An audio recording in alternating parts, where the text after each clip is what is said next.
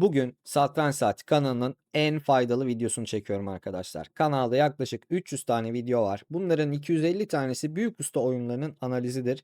Ama emin olun bu video kadar faydalı bir videom hiç olmadı ve bence bundan sonra da olmayacak. Bu videoyu sonuna kadar mutlaka izlemenizi tavsiye ediyorum. Videonun konusu açılışta yapılmaması gereken ya da yapılması gereken işler olacak. Konuya direkt giriyorum. Şimdi siz gittiniz, bir satranç kitabı aldınız ya da bir YouTube kanalından bir video izlediniz açılışlarla ilgili ya da bir özel ders aldınız. Hocanız size açılışlarla ilgili bir özel ders veriyor. Arkadaşlar söylenecek şeyler klasiktir.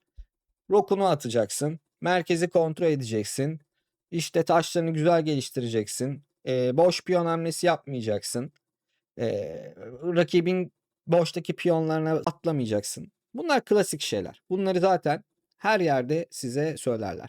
Burada önemli olan bunları ne zaman, nerede kullanacağını bilmek. Şimdi ben farklı bir noktadan olaya yaklaşacağım ve size farklı bir şekilde anlatmaya çalışacağım.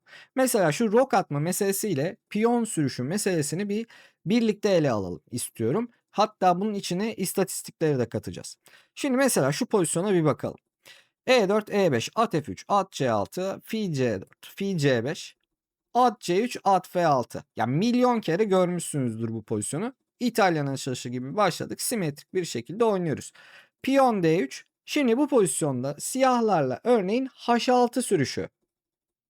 Şimdi size şunu demeyeceğim. Bu H6'yı asla yapmayın. Böyle bir şey demeyeceğim arkadaşlar. Yapabilirsin. Sorun bu değil.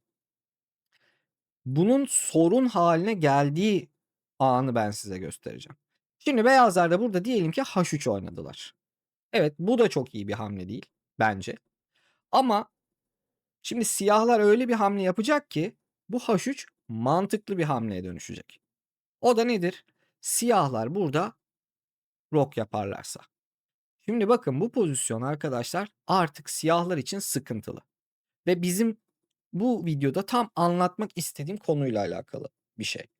Burada siyahlar bu roku neden attılar? Neden acele ettiler? D6 oynayabilirdi. Taş değişimine gidebilirdi farklı bir şekilde. Ama bu roku attığın anda beyazlara diyorsun ki gel arkadaş bana saldır. Nasıl? Beyazlar direkt G4 oynayacaklar. Beyazların rok atmasına gerek yok. Şimdi ne istiyor beyaz? Diyor ki ben G5 oynayacağım ve senin şah kanadını mahvedeceğim. Sen rok attın şahını korumak için ama ben de orayı mahvedeceğim diyor. Ve bunu çok kolay bir şekilde yapabilir. Yani bu oyun artık beyazlar için aşağı yukarı kazanç diyebiliriz. Ha bu pozisyonu oynarsın kaybedersin. Da benim problemim olsun. Ama istatistiklere bir bakalım. Şimdi gidelim bir bakalım. Lichess'e bakalım mesela. Şimdi Lichess'te ben bu pozisyonun başlangıcını yani şu H3 noktasını açtığım zaman arkadaşlar olay şu. Şimdi diyor ki bu pozisyonda 1,8 milyon oyun var. Tabii ben bir de filtrelerle bunu küçülttüm. Mesela işte 1 dakikalık oyunları falan almadım ben buraya. Ya da 2000'in üzerindeki oyuncuların oyunları falan da yok burada. Diyor ki 1 milyon 800 bin oyun var bu pozisyonda oynanan ve bu oyunların arkadaşlar yarısında rok atılmış. Yarısında rok atılmış. Şimdi sen roku attığın zaman peki istatistikler ne diyor sonuç olarak bakalım bize. Diyor ki %51'e %44 beyazlar kazanıyor.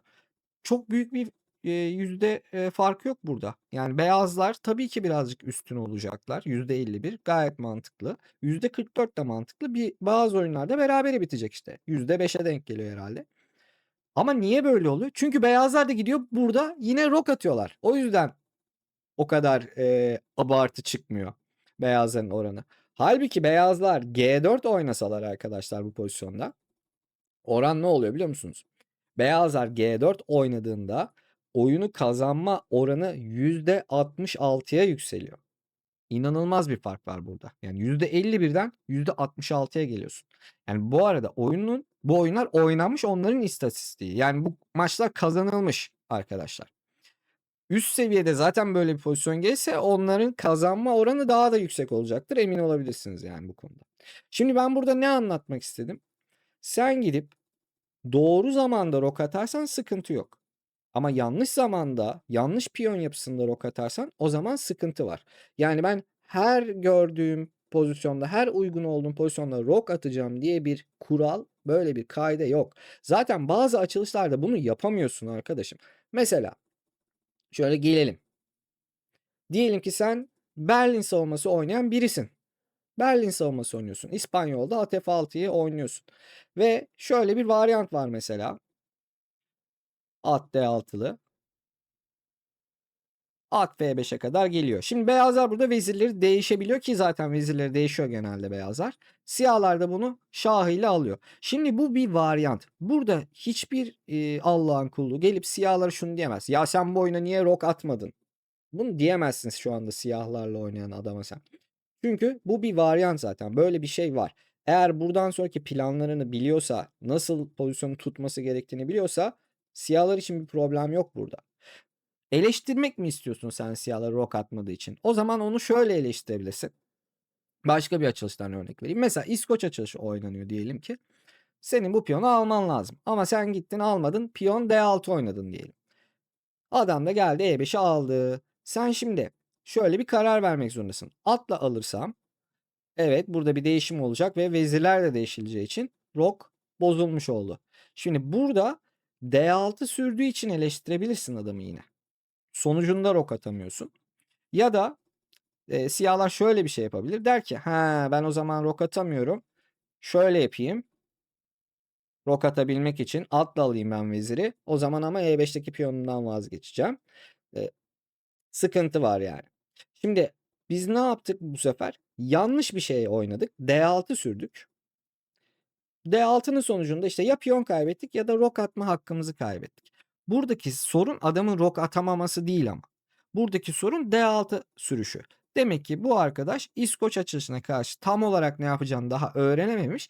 Şimdi bu maçı oynadı ve diyecek ki ha bak hatalarına bakacak. Diyecek ki ha tamam bak buradaki doğru hamle buymuş. Ben artık bundan sonra bunu oynayayım. Böyle böyle zaten tecrübe edinip kendini geliştirmiş oluyorsun. Ama aynı hatayı bir daha yaparsa tabii ona bir şey diyemeyiz arkadaşlar. Şimdi ikinci bölümde de şöyle bir şey var. Taş gelişiminden ve o işte boşta kalan piyonları alma mevzusundan bahsedelim. Yine böyle çok bildiğiniz bir yerden gidelim. Mesela İtalyan açılışı. C3'lü. Klasik İtalyan. Şimdi neydi varyant? Piyonu alıyoruz. Beyazlar da C alır D4 alıyor. Fil geldi B4'ten şahını çekti. At C3. Herhalde neydi? Greco Gambit deniyordu galiba. At alır E4 standart hamle ve siyahlar bir piyon kazandı. Zaten Gambit denmesinin sebebi de bu. Şimdi beyazlar da burada rokunu attı. Arkadaşlar burada siyahların güzel bir pozisyonda olduğunu söyleyebiliriz. Artık bilgisayar analizleri vesairelerde çıktıktan sonra işte varyant şöyle devam ediyor. Mesela fil C3 alıyorsun. Oyuncu beyazlar D5 oynuyor. Sonra fili F6'ya dönüyorsun. Kale E1 oynuyor. At E7 kapatıyor. Buradaki atı zaten tutamıyordun. Şimdi bu alanının da işte D6'sı var, roku var, farklı farklı varyantlar var. Siyahlar böyle tutuyorlar oyunu. Hatta iyi çalıştıysa kazanıyor yani siyah burada bu pozisyonu. Fakat şimdi eskiden beyazların hani D5 sürmediği şöyle bir varyant var mesela. Fille aldığında piyonla alınıyor. Şimdi bu pozisyona bir bakalım. Siyahların normalde oynaması gereken hamle piyon D5. O hani en başta bir açılış kuralları saymıştık ya. Onların hepsine uyuyor. Ne yapıyor? Merkezle ilgili bir şey yapmış oldu. İşte rakibin filine saldırdı, tempo aldı, kendi filinin yolunu açtı, taş gelişimiyle ilgileniyor. Harika bir hamle. Şimdi sen bunun yerine gidip at C3 oynarsan işte o zaman hata yapmış oluyorsun. Çünkü ne yaptın sen? Çok değerli bir vakti harcadın zaten gelişim yapmak için. Ayrıca bu pozisyon özelinde bir de taktik yemiş oldun. Ne yemiş oluyorsun? Mesela adam vezir E1 yapıyor. Çatal yiyorsun. Taşın gidiyor. Arkadaşlar bu da hiç az değil. Yani 2000 seviyesinde bile Lichess'te rapid maçlar var. Yani 10 dakikalık, 15 dakikalık maçlarda var bu arkadaşlar. Yani bu oluyor. Sonra bu hamleyi yapan arkadaş diyor ki ben 1500'üm 2000 olamıyorum. Neden olamıyorum? İşte şu kitabı çalıştım. işte şu kuralları uyguluyorum ama olmuyor. Olmama sebebi kuralı öğrendin ama bir de uygulaman gerekiyor. Onu uygulaman gerekiyor. Bir kere yaptıktan sonra aynı hatayı tekrarlamamaya çalışmak burada önemli olan. Mesela başka bir örnek verelim. Bu gelişim ve boştaki piyonları alma ile ilgili. Aslında ne kadar doğru bir örnek olacak ondan da tam emin değilim ama kervan yolda düzülür diyelim. Kuzey Gambit mesela oynamaya çalışıyoruz. Fil C4, fil B2. Şimdi pozisyona baktığın zaman 2 tane piyon siyahlar önde ama şey konusunda taş gelişim konusunda beyazların bariz olarak üstün olduğunu görebiliriz. 2 fil de oyuna girmiş adamın. Şimdi mesela biz bunu devam ettirmeye çalışsak nasıl devam ettirebiliriz? Fil B4 mesela siyahların şah çekerek taş geliştirdiği bir hamle. Güzel. D5 de güzel bir hamle bu arada. Burada fil B4 yerine D5 hamlesi de güzel bir hamle. Onu da söylemem lazım. Bu da olabilir. Ama biz fil B4 bakalım. Şimdi fil B4'e at D2'li bir oyun hatırlıyorum. Mesela şimdi at D2 oynandı diyelim ki. Vezir G5 hamlesi var. Mesela çok ilginç bir hamle. Neden? Çünkü G2'ye basıyorsun. Burada da at açmaz da. Yani siyah için işler güzel gibi mesela gidiyor. Ama şimdi at F3'te geldim. Ver veziri dedim. Vezir G2. Kale G1'de oynadım. Ya şimdi şu pozisyona bir bakalım Allah aşkına. Evet bir sürü piyon önündesin siyahlarla. Filini tamam oyuna girdin. Vezir geldi buralarda dolaşıyor. Şimdi bu vezir biraz sonra buradan kaçacak. Bir yerlere gidecek. Şu fillere bir bakalım ya. Şu kaleye bir bakalım. Şu atlara bir bakalım. Hadi tamam D2'dekini zaten fil kıracak biraz sonra. Şu ata bir bakalım. Şu vezirin açılacak dikeylerine, çaprazlarına bir bakalım. Yani acayip bir gelişim üstünlüğü var beyazların. Evet bu birkaç piyona bedel bir şey arkadaşlar. O yüzden beyaz rahat rahat bu piyonlarını verdi. Çünkü gelişim olarak çok büyük bir avantaj sağladı. Şimdi siyahlar bir de fil D2 oynuyor örneğin. Mesela burada bu pozisyona gelmek zaten siyahların belki de vezir G5 oynarken aklında da olan bir şeydi. Ve şah çekti. Diyor ki sen vezirle alırsan ben en azından bir tane daha at kırparım burada. Olabilir. Ya da sen şahla alırsan F2'yi de alırım. Ortalık iyice karışır. En azından şah güvenliği iyice bozulur. Hani bu da olabilir. Ama burada beyaz o kadar iyi bir gelişmiş halde ki şah E2 oynayabiliyor bak rahatlığa bak. Ve diyor ki vezirini kaçman lazım. Şimdi sen vezirini kaçtığında artık F2'yi alma şansın kalmadığında vezir D2 alıyor ve işte o az önce gösterdiğimiz bütün oklar şimdi tahtada karşımızda. Vezir tek başına 2 fil, kale, vezir ve atla savaşmak zorunda. İşte biz buna gelişim avantajı diyoruz. Siyahlar gidip ilk baştaki aldığı piyonlara okey. Yani nereye kadar okey? Buraya kadar okeyim bak. Fil B2'ye kadar. Sıkıntı yok. Böyle bir açılış var. Bu oynanabilir. Buradan sonra işte fil B4'e de okeyiz. D5 oynasa daha iyi olur. Ona da okeyiz ama sen sonradan gidip hemen vezir G5'le işte ben gidip G2'yi de alacağım ve rakip onu verdiğinde hemen bir de gidip onu atladığında işte o zaman sıkıntı çıkıyor. Bu tip hataları yapmamamız lazım bizim. Nerede ne oynayacağımızı düzgün karar vermemiz gerekiyor. Ha bir de arkadaşlar şimdi o ilk baştaki anlattığım özellikle rok atma atmama noktasındaki mesela bölümle ilgili şunu söyleyeyim. O pozisyonu hatta size açmam lazım tekrardan. Burada işaretledik mi? Yok. Şöyle kendimiz baştan gelelim. Simetrik bir şekilde oynamıştık. Oraya bir baştan gelelim. İşte adam rok attı. Biz de G4 oynadık. Şimdi bu plan benim aklımda yoksa evet ben de gider rok atarım. Ki ben de gittim yıllarca bu roku attım. Yeni başladığım zaman ya da bazı şeyleri bilmediğim zaman evet attım. Peki bunları nereden öğreneceğiz? Şimdi atıyorum bir ders alıyorsan bunu yani hocam biliyordur ama buna sıra gelmemiş olabilir. Ya da bir YouTube videosundan binlerce plan var. Bütün planları göremeyebilirsin. Birisi sana anlatmayabilir.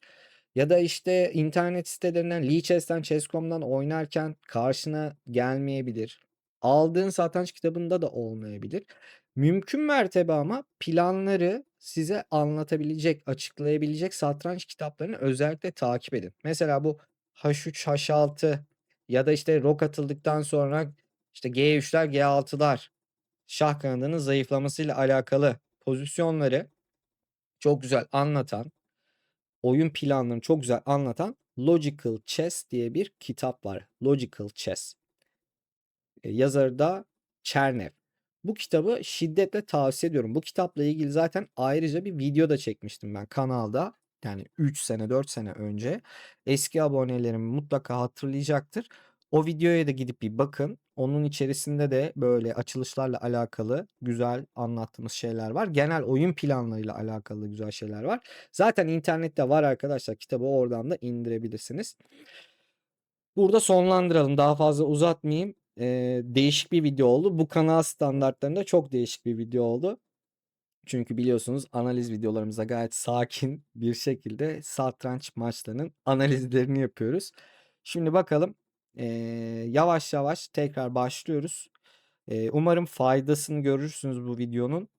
Önümüzdeki videolara da bekliyorum tekrar sizi. O yüzden abone olun arkadaşlar. Kendinize iyi bakın.